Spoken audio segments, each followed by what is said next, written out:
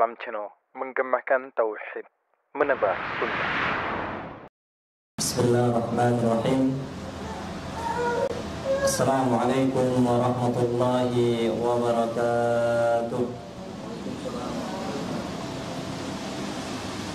Alhamdulillahi rabbil alamin. Nahmaduhu wa nasta'inuhu wa nastaghfiruh wa na'udzu billahi min shururi anfusina wa min sayyiati a'malina. Man yahdihillahu fala mudilla lahu wa man yudlil fala hadiya lahu. Ashhadu an la ilaha illallah wahdahu la syarika lahu wa ashhadu anna Muhammadan abduhu wa rasuluh la nabiyya wa rasula ba'da. Amma ba'du. Hadirin wal hadirat, bapak-bapak, ibu-ibu pendengar yang dimuliakan oleh Allah Subhanahu wa taala. Puji syukur marilah kita panjatkan atas kehadiran Allah Subhanahu wa taala yang telah memberikan kita berbagai macam kenikmatan, baik kenikmatan keimanan, kenikmatan taufik dan hidayahnya. Salawat dan salam semoga tetap tercurahkan kepada sosok suri tauladan kita, Nabi Muhammad sallallahu alaihi wasallam. Berkat beliaulah sehingga kita dapat membedakan antara yang hak dan yang batil, antara yang benar dan yang salah. Bapak-bapak, ibu-ibu, hadirin wal hadirat yang dimuliakan oleh Allah Subhanahu wa taala. Pada hari ini dan seterusnya insyaallah kita akan membahas dari kitab Arba'in Nawawi, karangan dari Imam An-Nawawi rahimahullah. Namun sebelum kita memasuki kepada tema Arba'in Nawawiyah dan sebelum membahas tentang hadis-hadis tersebut, maka kami ingatkan kembali tentang pentingnya menuntut ilmu. Betapa mulianya orang-orang yang menuntut ilmu. Hadirin wal hadirat pendengar yang dimuliakan oleh Allah Subhanahu wa taala. Mungkin pembicaraan seperti ini sudah sering didengarkan. Namun bagi seorang mukmin tidak akan pernah merasa bosan, tidak akan pernah merasa sesuatu yang lama, tetapi mereka selalu mengingatkan sebagaimana Allah Subhanahu wa taala berfirman, "Wa dzakir fa inna dzikra tanfa'ul mu'minin." Dan berilah peringatan, sesungguhnya peringatan itu bermanfaat bagi kaum mukminin.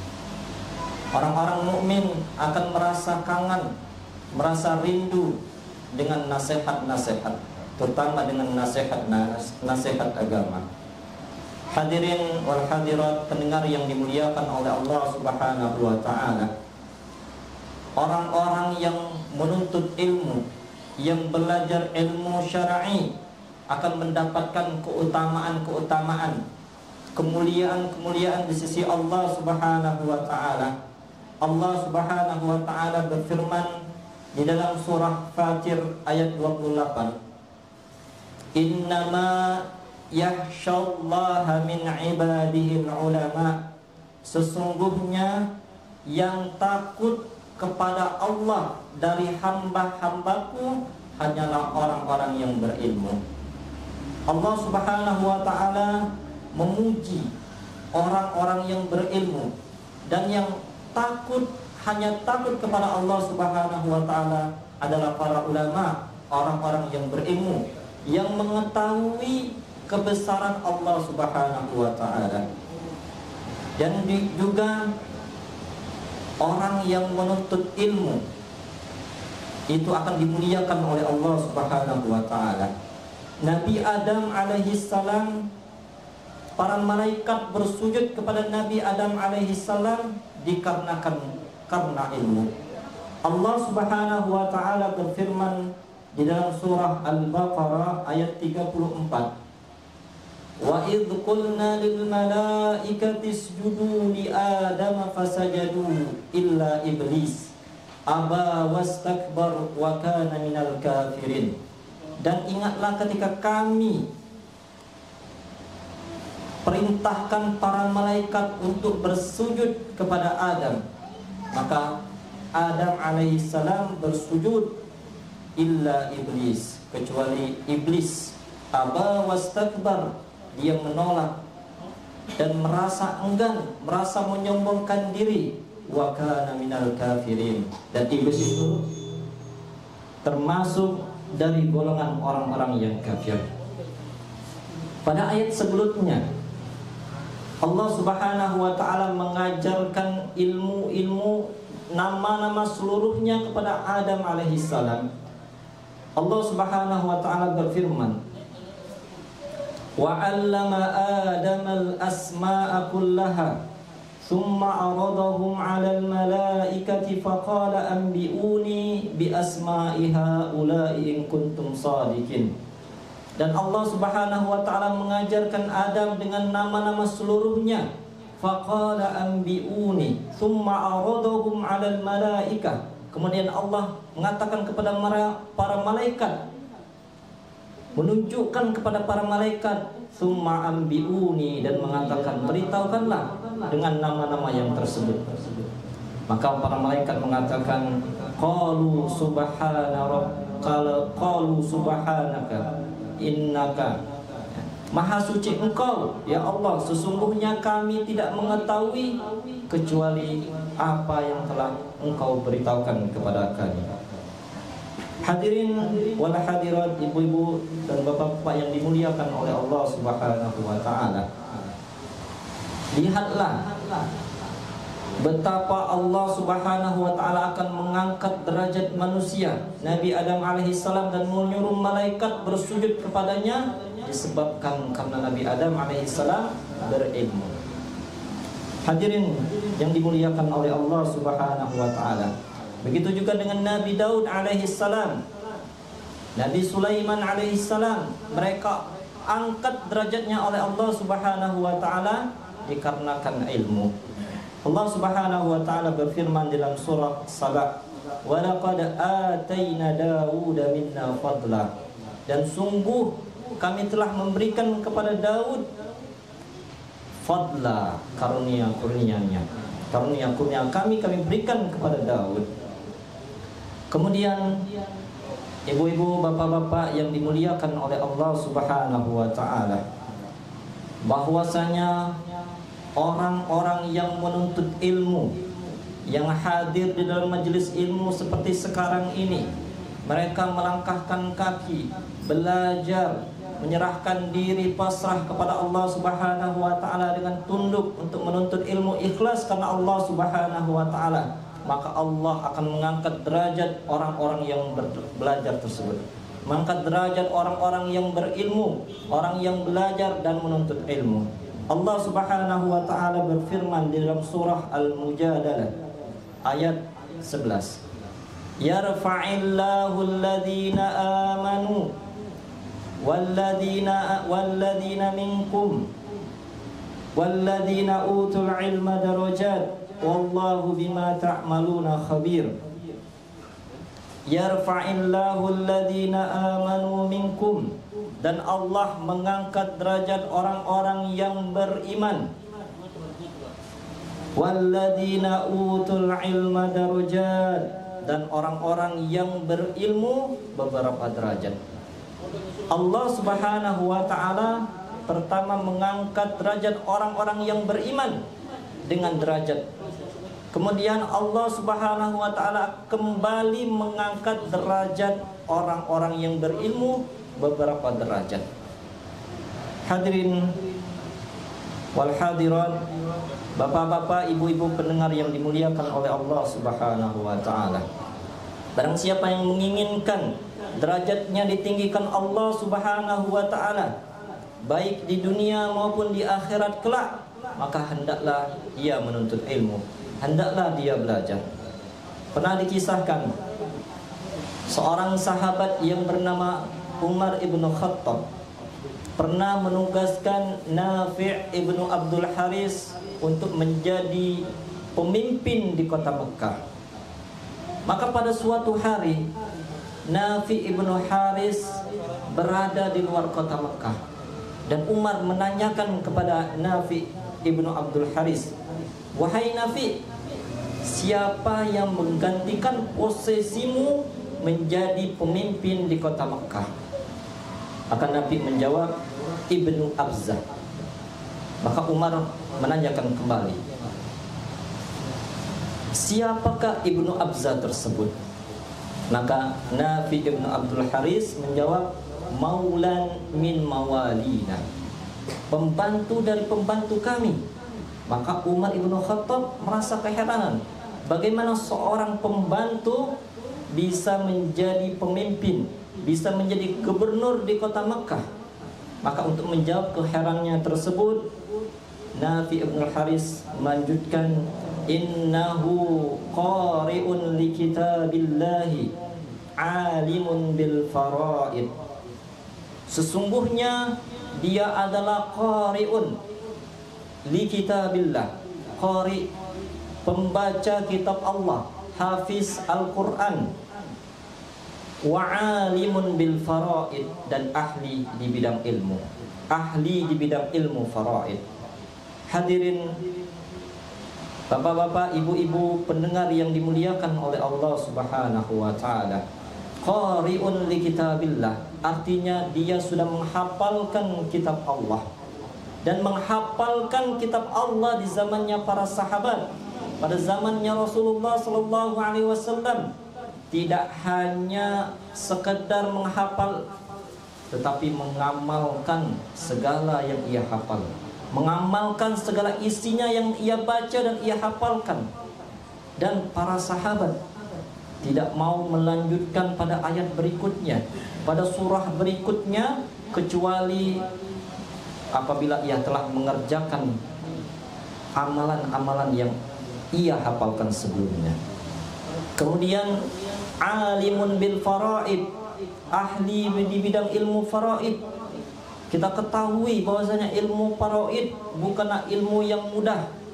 Tidak semua orang mampu belajar ilmu faraid. Tidak semua orang bisa menguasai ilmu faraid. Bahkan Nabi sallallahu alaihi wasallam mengatakan, awal-awal ilmu atau pertama-pertama ilmu yang akan diangkat di muka bumi ini adalah ilmu faraid. Maka Ibnu Abzah diangkat derajatnya, walaupun dia seorang pembantu, diangkat menjadi pemimpin dikarenakan ilmu yang ia miliki. Hadirin pendengar yang dimuliakan oleh Allah Subhanahu wa taala. Kemudian orang-orang yang menuntut ilmu juga akan dimuliakan oleh Allah Subhanahu wa taala. Rasulullah sallallahu alaihi wasallam bersabda, "Man yuridillahu bihi khairan yufaqihu fid din." Barang siapa yang Allah inginkan kebaikan dalam dirinya, maka dia akan dipahamkan terhadap agama. Artinya apa? Ketika seseorang ingin kebaikan yang ada dalam dirinya, maka hendaklah ia belajar agama. Dan mafhum mukhalafahnya, apabila seseorang tidak ingin kebaikan yang ada di dalam dirinya, maka dia tidak belajar agama. Barang siapa yang menginginkan kebaikan yang ada di dalam dirinya, kebaikan yang Allah hendaki dalam dirinya, maka hendaklah ia menuntut ilmu, ia belajar, ia murajaah, ia membaca dan mendengarkan dari berbagai ilmu. Hadirin bapak-bapak, ibu-ibu yang dimuliakan oleh Allah Subhanahu wa taala. Kemudian juga orang-orang yang menuntut ilmu merupakan jalan tercepat untuk masuk surganya Allah Subhanahu wa taala. Rasulullah sallallahu alaihi wasallam bersabda, Man salaka tariqan yatlubu fihi ilman salakallahu bihi tariqan min turuqil jannah. Barang siapa yang berjalan menempuh suatu perjalanan untuk menuntut ilmu, maka Allah mudahkan jalannya ia untuk masuk surga. Wa innal malaikata la tad'u ajnihataha ridan li talibil ilmi. Sesungguhnya malaikat meletakkan sayapnya untuk para penuntut ilmu, ridan li talibil ilmi, ridha terhadap para penuntut ilmu. Wa innal alima la yastaghfiru lahu man fis samawati wa man fil ard. Dan sesungguhnya orang-orang yang menuntut ilmu akan dimintakan ampun, dimintakan istighfar oleh para penduduk langit dan penduduk bumi. Wal hitan fi jawfil ma, dan sampai ikan yang ada di tengah lautan pun akan memohonkan ampunan terhadap para penuntut ilmu. Wa inna fadlal alimi 'alal 'abid, dan sesungguhnya keutamaan seorang yang berilmu atas orang-orang yang ahli ibadah, kafadlil qamari lailatul badri 'ala sairil kawakib, bagaikan bulan malam purnama atas bintang-bintang yang lain. Kita lihat di malam hari pada bulan purnama dan bintang-bintang yang ada, maka yang paling menonjol, yang paling kelihatan adalah bulan purnama tersebut. Itulah permisalan bagaimana antara ahli ibadah dan ahli ilmu dan orang-orang yang berilmu. Orang yang berilmu bagaikan bulan purnama, sedangkan orang-orang yang ahli ibadah bagaikan bintang-bintang yang lainnya. Orang yang berilmu akan menonjol, akan kelihatan dengan ilmu-ilmunya. Wa innal ulama'a warasatul anbiya, dan sesungguhnya ulama adalah pewaris para nabi. Wa innal anbiya lam yuwarrisu dinaran wala dirhaman. Sesungguhnya para nabi tidak mewariskan dirham dan tidak mewariskan dinar. Warasul ilma, akan tetapi para nabi mewariskan ilmu. Faman akhadahu akhza bihazzin wafir, dan barang siapa yang mengambilnya, sungguh dia telah mengambil bagian yang banyak. Hadirin wal hadirat, bapak-bapak, ibu-ibu pendengar yang dimuliakan oleh Allah Subhanahu wa taala. Namun perlu diperhatikan ada beberapa catatan bahwasanya ada beberapa poin yang akan menghalangi orang-orang dari menuntut ilmu syar'i. Yang pertama, faktor internal, faktor yang ada di dalam dirinya.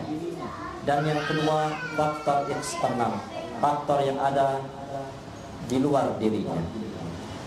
Adapun faktor internal, yang pertama, dia salah niat. Dia menuntut ilmu tidak ikhlas karena Allah Subhanahu wa taala. Dan siapa yang menuntut ilmu beribadah kepada Allah Subhanahu wa taala tidak ikhlas karena Allah Subhanahu wa taala, maka ibadahnya pun tertolak. Begitupun juga dengan menuntut ilmu. Menuntut ilmu adalah pekerjaan yang mulia, profesi yang sangat mulia, tapi apabila tidak ikhlas karena Allah Subhanahu wa taala, maka tidak akan mendapatkan pahala di sisi Allah Subhanahu wa taala. Di dalam hadis yang panjang bahwasanya Rasulullah sallallahu alaihi wasallam menjelaskan ada 3 kelompok orang-orang yang akan diadili pada hari kiamat tersebut. Salah satu di antaranya adalah para penuntut ilmu. Rasulullah sallallahu alaihi wasallam bersabda, "Wa rajulun ta'allama al-ilma wa 'allama."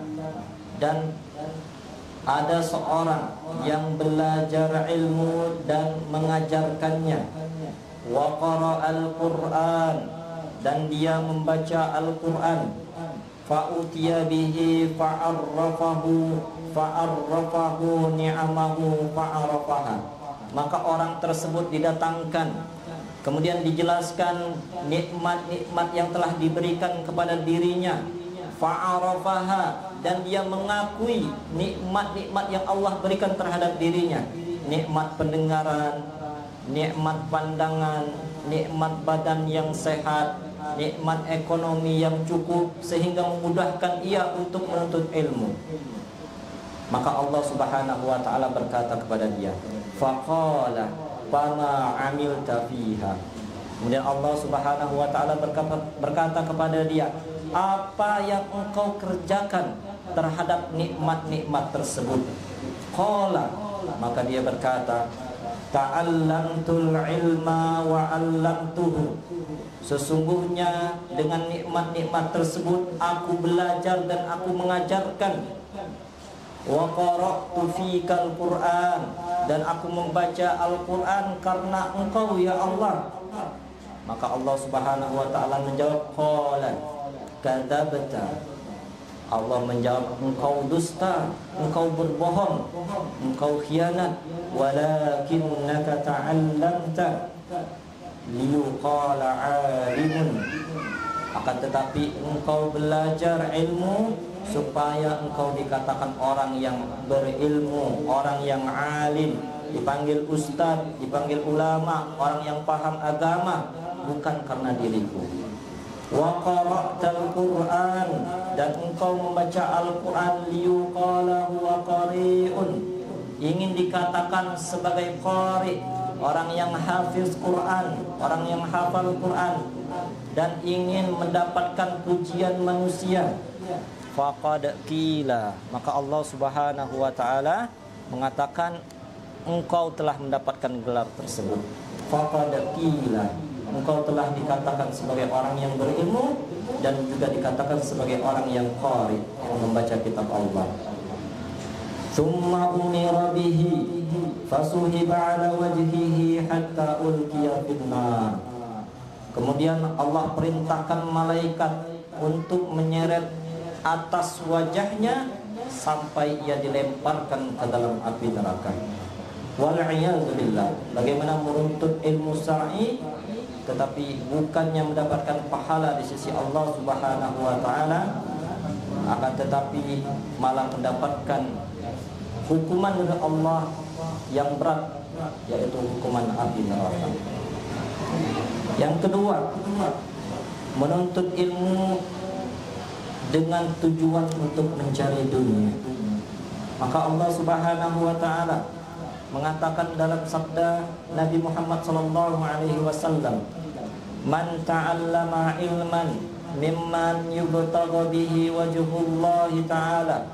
Dan barang siapa yang menuntut ilmu yang seharusnya untuk mencari wajah Allah, la yata'allamuhu illa liyusiba bihi 'arada minad dunya, akan tetapi tidaklah ia menuntut ilmu kecuali untuk mencari manfaat dari dunia, maka lam yajid 'arfal jannati yaumal qiyamah, yakni rihaha, maka ia tidak akan dapat wanginya surga pada hari kiamat, yakni aromanya, aroma surga. Padahal bapak-bapak, ibu-ibu yang dimuliakan oleh Allah Subhanahu wa taala, sesungguhnya wanginya surga itu akan tercium dari perjalanan 40 tahun. Rasulullah sallallahu alaihi wasallam bersabda, "Wa inna rihaha la yujadu min masirati 40 aman." Dan sesungguhnya wanginya surga, aromanya surga itu akan didapati dari perjalanan 40 tahun. Ibu-ibu yang dimuliakan oleh Allah Subhanahu wa taala, atau dia juga menuntut ilmu hanya sekedar ingin mendapatkan posisi di antara ulama. Rasulullah sallallahu alaihi wasallam bersabda, "Man talabal ilma liyujariya bihi ulama aw liyumariya bihi sufaha aw yasrifa bihi wuduhan nas ilaihi adkhalahu Allahun nar."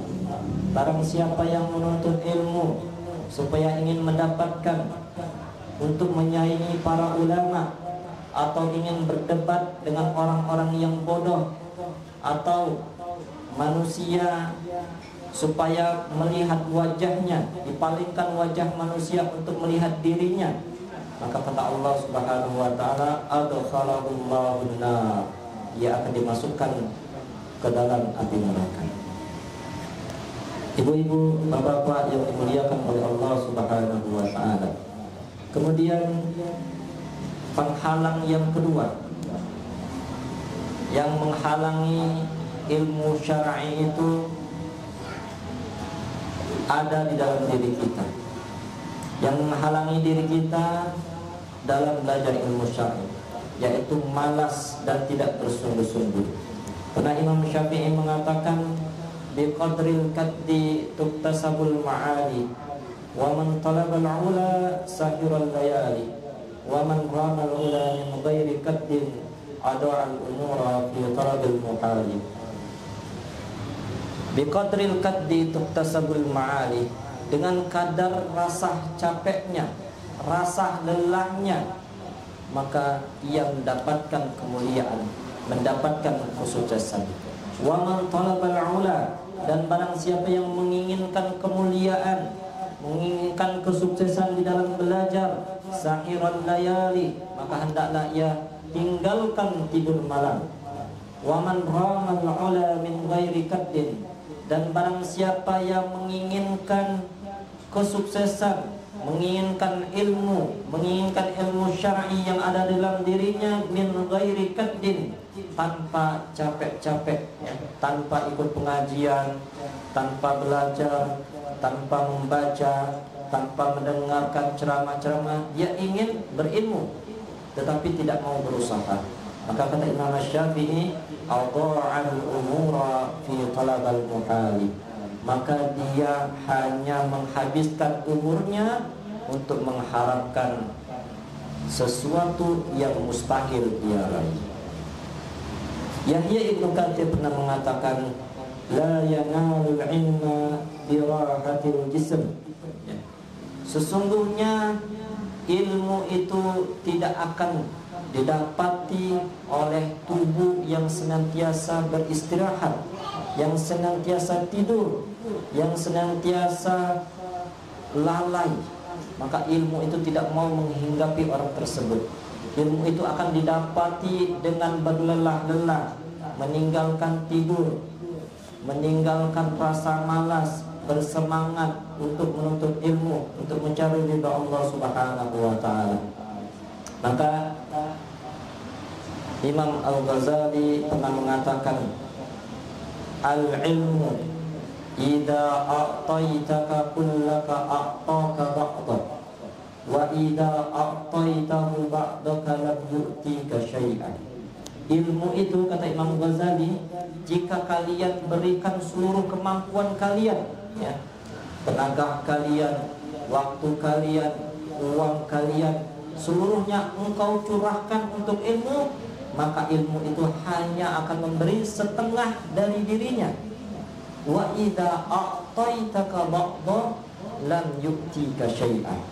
Dan ilmu itu jika kita hanya setengah-setengah, belajarnya setengah-setengah, belajarnya sambil ngobrol, belajarnya tidak serius, sambil ngantuk, maka atau sambil menonton TV dan lain-lainnya, maka ilmu itu tidak akan masuk ke dalam diri kita. Ilmu itu tidak lam yu'tika syai'a. Ilmu itu tidak akan memberikan sedikit pun kepada dirimu. Ibu-ibu, bapak-bapak pendengar yang dimuliakan oleh Allah Subhanahu wa taala.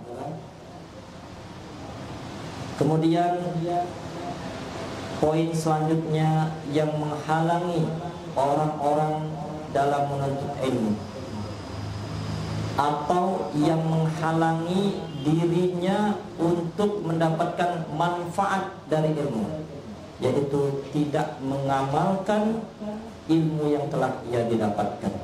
Ini poin yang paling penting. Janganlah seperti orang-orang Yahudi. Allah gambarkan orang Yahudi tersebut di dalam surah Al-Jumu'ah ayat 5. Allah Subhanahu wa taala berfirman, "Matsalul ladzina humilut Taurata tsumma lam yahmiluha kamatsalil himari yahmilu asfara bi'sa matsalul qaumil ladzina kadzdzabu biayatillah wallahu la yahdil qaumadz zalimin." Perumpamaan orang-orang yang disuruh memikul Taurat, membawa Taurat. Allah perintahkan dia untuk membawa Taurat. Tsumma lam yahmiluha, kemudian dia tidak mau membawanya. Maka perumpamaan tersebut seperti kamasalil himari yahmilu asfara, maka seperti keledai yang membawa buku di atas punggungnya. Itu permisalan orang-orang Yahudi yang Allah gambarkan bagaimana Allah perintahkan dia untuk membawa Taurat, artinya mengamalkan isi Taurat, tetapi orang-orang Yahudi tidak mau mengamalkan isi Taurat. Maka kata Allah, bi'sa masalul qaumil ladzina kadzdzabu biayatillah wallahu la yahdil qaumadz zalimin. Sungguh jelek permisalan orang-orang yang mendustakan ayat-ayat Allah, dan Allah tidak memberi petunjuk kepada orang-orang yang zalim. Kemudian juga orang-orang Yahudi ini Allah murkai. Itu digambarkan di dalam surah Al-Fatihah. Yang mana surah Al-Fatihah ini sering kita baca berulang-ulang, ya. Setidaknya 17 kali dalam sehari semalam kita baca surah Al-Fatihah. Kita senantiasa memohon perlindungan kepada Allah Subhanahu wa taala. Dalam surah Al-Fatihah kita baca, ihdinas siratal mustaqim, tunjukkanlah kami jalan-jalan yang lurus. Siratal ladzina an'amta alaihim, yaitu jalan-jalan orang-orang yang engkau beri nikmat atas mereka. Siapa yang engkau beri nikmat atas mereka? Itu para syuhada, para nabiin, orang-orang yang soleh. Ghairil maghdubi alaihim, dan bukan jalan-jalan yang engkau murkai, waladdallin, dan bukan juga jalan-jalan orang yang engkau yang sesat. Maka para ulama tafsir mengatakan orang yang dimurkai oleh Allah Subhanahu wa taala adalah orang Yahudi. Dia berilmu tapi tidak mau mengamalkan ilmunya. Maka ini penting bagi kita. Ketika kita mulai mengetahui, kita mendapatkan isi, mendapatkan ilmu tambahan dari Allah Subhanahu wa taala, maka dengan syukur kita kepada Allah Subhanahu wa taala telah mendapatkan ilmu tersebut, kita wujudkan dalam ibadah, kita wujudkan untuk beramal. Waladhdallin, dan orang-orang yang sesat. Siapakah orang-orang yang sesat? Yaitu orang-orang yang Nasrani, yang dia beramal, dia mengamalkan tetapi tanpa berilmu. Mungkin itu saja yang dapat kami sampaikan. Kurang lebihnya kami mohon maaf kepada Allah, kami mohon ampun.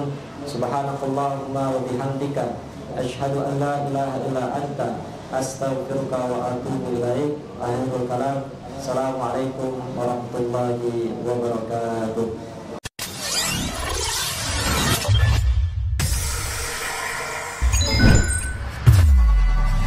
Darussalam Channel, menggemakan tauhid, menebar sunnah.